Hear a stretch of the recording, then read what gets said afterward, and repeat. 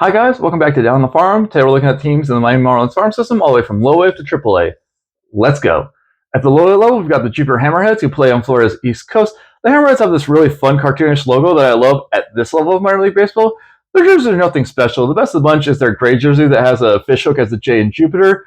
The most interesting thing about this team is actually their home ballpark, Roger Dean Stadium. It's the stadium they share with the Palm Beach Cardinals, the St. Louis Cardinals low A team, but the stadium is actually part of a larger baseball complex that has an additional 12 diamonds. And while the place hosts youth baseball tournaments and might be a great place for a parent who took out a home equity line of credit to go watch their kids play ball at, I think it's a little low rent for minor league baseball.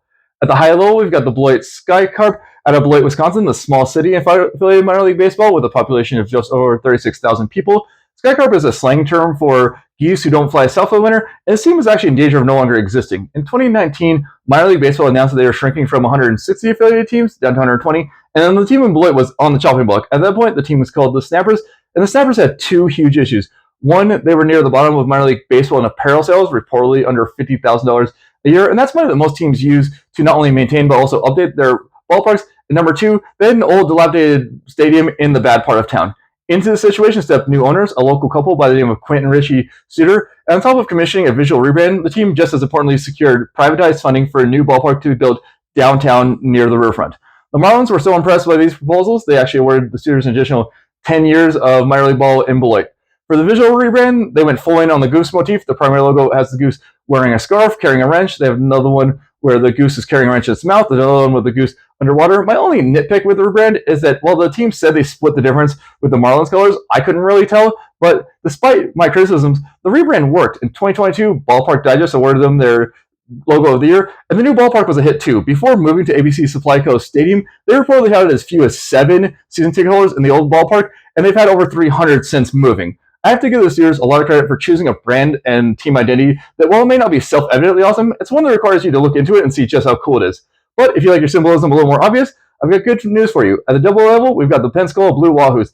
Pensacola is a city on the Florida Panhandle famous for charter fishing, and the wahoo is simply a species that's fun to fish for. The blue part of the name was just added because it sounded cool, and I love their word mark. It makes their logo and jerseys look like one of those airbrush t-shirts you'd buy at a tour shop.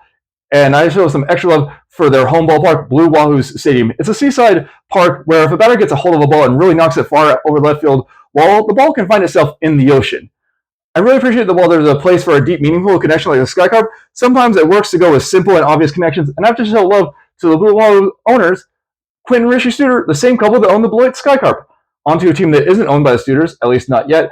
At the AAA level, we've got the Jacksonville Jumbo Shrimp, a team that underwent a rebrand of their own in 2015 after Ken Babby bought the team. Up to that point, the Jacksonville team had been called the Suns for the previous 35 years, and without consulting the fans and to much pushback, Babby rebranded the team. He even leaned into the controversy of fans not liking the rebrand by putting up shirts that said, "Haters gonna hate," and you're gonna have to get off my lawn because I'm with the disagreeing fans on this one. This rebrand isn't nearly as clever as it thinks it is. Babby likes to point out how the shrimp is technically in the shape of a J and how the team has patriotic colors, but I must have missed the Jeopardy question where the colors of the flag were red, white, blue, and shrimp pink. While the Wahoo's wordmark and jerseys feel natural and organic, the Jumbo Shrimp one just feels bold for the sake of being bold and a little stiff to me. The worst jerseys they've tried out have been their black jerseys, one that said Bold City and another one that said Duval with multiple U's and multiple A's. These are memes. These aren't jerseys for a team that's supposed to be big league adjacent.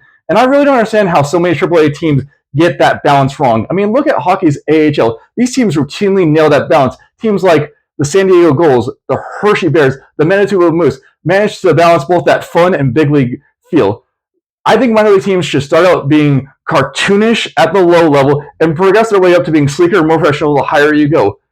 The Jumbo Shrimp aren't just a bridge too far. To me, they're a 7-mile bridge that connects Miami to Key West too far. What do I think they should have done? I think the Suns should have stuck with the Suns moniker, modernized the logo, adjusted the font, and maybe adjusted the hue. But I could be wrong. Do you guys think that the rebrand was necessary and reasonable or a bridge too far? Let me know down in the comment section, and until next time, I'll see you guys around.